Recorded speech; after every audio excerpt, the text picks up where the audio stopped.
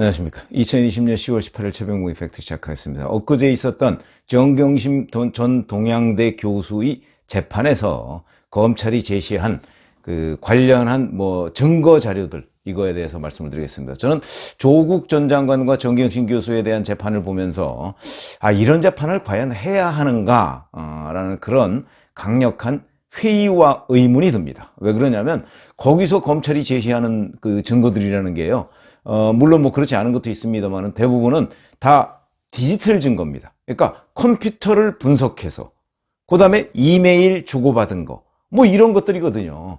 그게 아무리 결정적인 증거가 아니라고 조국 전 장관이나 정경심 교수 측에서 주장을 하더라도 제 눈에, 저희 상식적인 관점에서 본다면 너무나 명백한, 정말 움직일 수 없는 증거라고 제가 보거든요. 그런데 거기에서 제시된 문건 중에 하나가 또 서울대 공익인권법센터에서 발행했다는 인턴 확인서가 있습니다.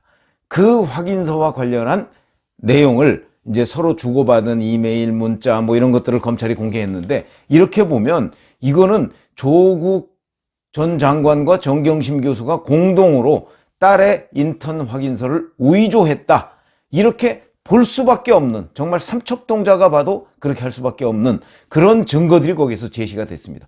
주고받은 이메일이 시간대별로 딱 나와 있으니까 그걸 어떻게 부인하겠습니까? 그런데 그럼에도 불구하고 부인하고 있는 조국 전 장관이 참 안타깝다, 이런 말씀을 드릴 수밖에 없는데, 우선 거기서 보면 서울대 공익인권법센터의 센터장은 한인섭 교수입니다. 조국 전 장관과 아주 절친이다, 이렇게 얘기하는 한인섭 교수인데, 명의는 이 사람 명의로 나왔지만 실제 한인섭 교수는 검찰에 나와서 나는 모르는 일이다, 이렇게 얘기를 했습니다.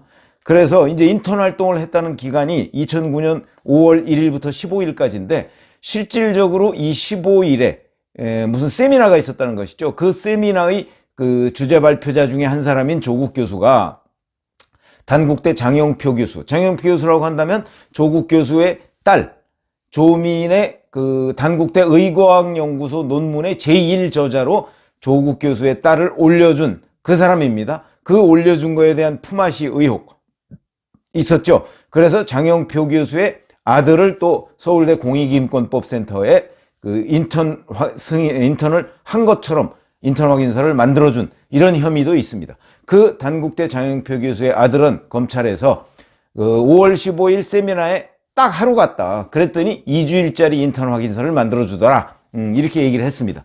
사실상 시인한 셈이죠. 그런데 이렇게 생각할 수는 있습니다. 하루 인턴 확인서 했으니까 한 거다.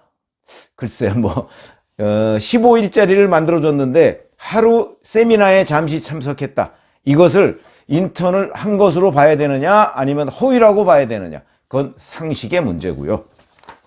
그런데 조국 전 장관은 그것도 인정을 안 하고 있습니다. 인턴 다 했다, 이런 식으로 인정을 하고 있고요. 그 딸도 마찬가지고요. 그런데 이 인턴 확인서가 MS 워드로 작성됐다고 합니다.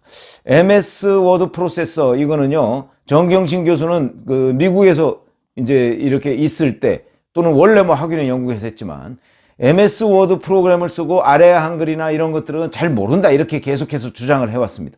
그런데 바로 그 MS 워드로 작성한 겁니다, 이것은.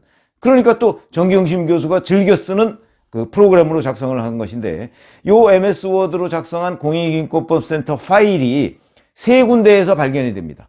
조국 전 교수의 사무실, 학교 사무실이죠, 법대. 거기, 그 다음에 방배동 자택에 있는 컴퓨터, 그 다음에 동양대 강사 휴게실에 있는 컴퓨터, 세 군데에서 발견이 됩니다. 그러니까 이 세 군데가 연결이 돼 있다, 이렇게 이런 얘기를 할 수가 있는 것이고, 연결됐다는 증거가 되겠죠, 그것도 하나가. 그리고 하드디스크 이런 거 분석 보고서 같은 거 보면 그 서울農업대 교수실 컴퓨터 그 사용자는 조국입니다, 조국. 그런 식으로 돼 있고요. 그리고 실제 2006년 9월부터 2010년 10월까지 조국 교수가 업무용으로 사용한 것으로 그렇게 돼 있고요. 그러면 이제 주고받은 이메일이 뭐냐? 이게 2009년 5월 1일부터 15일까지의 인턴 확인서라고 했죠. 이 인턴 확인서를 7월 달에 만드는데 7월 29일 오후 3시에 조국 교수가 확인서를 자기 컴퓨터에서 만듭니다. 확인서를. 인턴 확인서를. 위조하는 것이죠. 위조. 왜냐면 이거는 공익인권법센터에서 만들어야 되는데 거기서 안 만들고 조국 교수가 자기 서울대 법대 교수실에 있는 컴퓨터에서 인턴 확인서를 만듭니다. 그러니까 거기에 만드는 기초 자료가 필요할 거 아니겠습니까? 그러니까 8분 뒤에 오후 3시 8분쯤에 정경심 교수가 딸과 그다음에 단국대 장영표 교수 아들 등 이 한영외고 동기들 얘들의 주민등록번호를 보내줍니다. 조국 교수한테. 그러니까 정경심 교수가 조국 교수한테 그 주민등록번호를 보내주는 것이죠. 그래서 주민등록번호를 넣어서 인턴 확인서를 거기서 이제 조국 교수가 위조를 하는 것이죠. 그리고서 이 인턴 확인서는 이틀 뒤인 7월 31일에 조국 연구실에서 출력이 됩니다. 출력이 된다는 건 이제 프린트를 했다는 거죠. 출력이 되는데 이때 출력된 용지가 복사용지겠죠. 복사용지. 그 흔히 레터지라고 하는 복사용지인데 이 복사용지는 조국 교수실에서 사용하는 복사용지로 했을 거 아닙니까? 거기서 출력했으니까. 그런데 또 참 묘한 것이 이 복사용지는 서울대 공익인권법센터에서 사용하는 그 레터지, 복사용지 이거와 다르답니다. 그러니까 이거 공익인권법센터에서 출력한 게 아니다. 이게 명확하게 또 입증이 되는 것이죠. 그런 것이고요. 그 다음에 그 이후에 이제 정경심 교수가 장영표 교수한테 제가 아빠라는 건 이제 조국 교수를 얘기하는 거죠. 아빠께 받아 직접 제출했습니다. 이런 식으로 문자 메시지를 합니다. 이 직접 제출이라는 것은 인턴 확인서를 한영외고에 제출했다. 이것으로 보입니다. 직접 이런 문자 메시지까지 남깁니다. 전후 과정이 너무나 똑 떨어지게 디지털 증거에 의해서 확인됐다. 위조가 확인됐다. 왜냐하면 이거는 정상적이라면 서울대 공익인권법센터 거기에 사무처장 이 사람이 자기가 만들어가지고 인권법센터장의 직인을 받아서 그 다음에 그것을 뭐 이제 조국 교수 딸이나 누구한테 줘서 한영외고에 제출하는 게 정상적인 과정인데 만든 것부터가 조국 교수의 컴퓨터에서 만들기 시작해서 그 기초 자료도 정경심 교수한테 받아서 그렇게 해서 정경심 교수가 자기가 제출했다고 문자 메시지까지 확인 문자 메시지까지 보냈거든. 의심의 여지가 없습니다. 그러면 조국 교수가 자기 사무실에서 정경심 자기 부인의 도움을 받아서 이걸 만들었다. 의심의 여지가 없습니다. 그런데도 이걸 부인하고 있습니다. 뭐 부인하는 근거는 제가 모르겠는데 아니 이걸 어떻게 부인할 수가 있습니까? 뭐 그 컴퓨터가 말하고 있는데 컴퓨터는 조작이 안 되지 않습니까? 그것을 지금 부인하고 있는 것이다. 이렇게 얘기했고요. 여기에 대해서 이제 그 공익인권법센터의 사무국장 김모 씨라는 사람도 실제 검찰에 나와서 이렇게 얘기를 했습니다. 제가 잘 기억은 나지 않습니다만 내가 포괄적 권한, 그러니까 공익인권법센터 한인석 교수가 모르는 일이라고 그러니까 한인석 교수의 직인을 사무처가 가지고는 있습니다. 그러니까 포괄적 권한을 위임받았다고 할 수 있고 그래서 아마 내가 찍었을 것으로 보입니다. 그러니까 서울대 공익인권법센터 사무처장이 도움은 준 겁니다. 도움은 준 거죠. 그러나 한인석 교수는 모르는 일이라고 했고 실제 인턴은 15일 중에 하루. 근데 그 하루도 조민은 그러니까 조국 교수의 딸은 나왔느냐 안 나왔느냐 그 세미나에 이 논란이 있었고 단국대 장영표 교수 아들의 증언에 따르면 자기가 가서 보니까 조민이는 없더라. 그러니까 조민 거는 완벽한 허위고 이 단국대 장영표 교수 아들은 하루 나왔는데 2주일 거를 만들어줬다. 뭐 그것도 뭐 사실상 허위죠. 그렇게 지금 볼 수 있는 그런 내용이고요. 그 다음에 이날 재판에서 보면 또 부산에 있는 호텔에서 인턴 활동을 한 것으로 돼 있는데 그 증거들도 또 다 제출을 했습니다. 그것도 이제 허위 인턴인데 2007년 6월부터 무려 2년 3개월간 부산에 있는 호텔에서 인턴 활동을 했다. 말이 됩니까? 고등학생이 고등학교 1학년부터 3학년까지 2년 3개월간 부산에 있는 서울에서 학교에 다니는 학생이 부산에 있는 호텔에서 인턴 활동을 했다? 말이 안 되는 것이죠. 이 자체가 설정 자체가 말이 안 됩니다.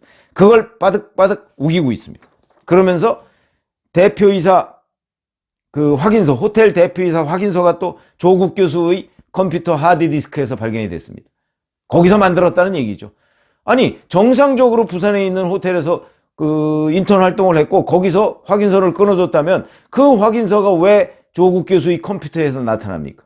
거기서 만들었다. 뭐 이런 얘기가 되는 것이고, 이 확인서의 마지막 저장자가 쿡조 이렇게 되어 있습니다. KUKCHO. 조국이라 이게 조국. 그러니까 마지막 저장자라는 게 뭘 의미하는지 아시죠? 그 문서를 만들고 마지막으로 이제 출력을 하려면 저장을 해놓고 출력을 해야 될 거 아닙니까? 그 저장자가 조국이다. 그러니까 조국이 만들었다. 이렇게 얘기를 할 수가 있는 겁니다. 그리고 이것만 있는 게 아니고 조국 교수가 수첩에서 KTX 타고 부산 내려가서 호텔 관계자를 만난다. 이런 일정까지 메모가 돼 있는 것이 또 검찰에서 증거로 제시됐습니다. 그럼 뭐 더 이상 의심해야 되는 거예요. 그러니까 호텔 관계자 만나서 호텔 관계자가 물론 동의를 해줬겠지만 만나서 동의를 하고 내가 이렇게 만들겠다고 그래서 자기 컴퓨터에서 위조한 거죠. 이런 증거들이 나왔습니다. 이런 증거들에 대해서 조국 교수는 계속해서 부인하고 있는데 그래서 제가 정경심 교수 재판에도 참 이런 게 많은데 컴퓨터는 알고 있다. 컴퓨터는 거짓말을 하지 않는다. 우리 흔히 그렇게 얘기하지 않습니까? 휴대전화 이런 데 기록이 남아있고 컴퓨터에 기록이 남아있으면요. 그거는 예를 들어서 어제 자기가 기록을 해놨는데 오늘 그 기록을 바꾸지 않습니까? 그러면 마지막 저장자가 오늘 바꾼 사람 이름으로 오늘 시간으로 마지막 저장이 됩니다. 그리고 중간에 그걸 수정한 기록이 쫙 나옵니다. 부인할 수가 없죠. 이런 거는. 그래서 다른 부분은 다른 부분대로 다툴 수 있는데 적어도 인턴 확인서 위조 부분에 관해서는 저는 뭐 이런 걸 굳이 다투기 위해서 재판을 이렇게 소모전적으로 해야 되나 하는 생각이 들긴 하는데 하긴 뭐 그런 얘기도 하더라고요.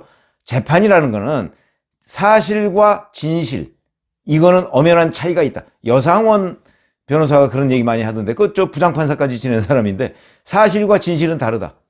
진실은 어딘가에 있는데 재판은 사실관계만 다투면 된다. 이런 얘기입니다.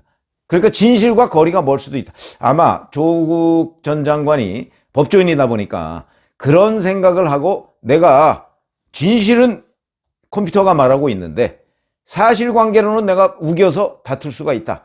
또는 내가 이길 수 있다. 이렇게 생각을 하는 것은 아닌지 굉장히 걱정이 되고요. 어쨌든 이 재판에서 설령 정경심 교수가 그 위조 부분에 관해서 본인이 뭐 혐의를 벗는다 하더라도 진실은 컴퓨터 안에 있다. 저는 사실은 이런 말씀을 드리고 싶고요. 적어도 서울법대 교수하고 교수를 했다. 뭐 이렇게 얘기한다면 이런 객관적인 진실 앞에 아무리 본인의 불이익이 예상된다 할지라도 그거를 과감하게 좀 털어버릴 수 있는 정도의 그런 정도의 어떤 공익관념, 정의감 이런 거는 있어야 하는 것 아닌가. 저는 그런 생각이 들어서 어찌 보면 누구를 뭐 비판한다 하는 견해보다는 참 안타깝다 하는 생각이 듭니다. 이런 부분에 관해서 인정할 부분, 뭐 이 죄가 뭐 무슨 징역형이다 뭐 이렇게 나올 것 같지도 않습니다. 제가 보기엔. 그러나 이런 거 하나까지도 이렇게 우기는 이런 행태가 오히려 저는 죄가 더 크다 이렇게 생각합니다. 감사합니다.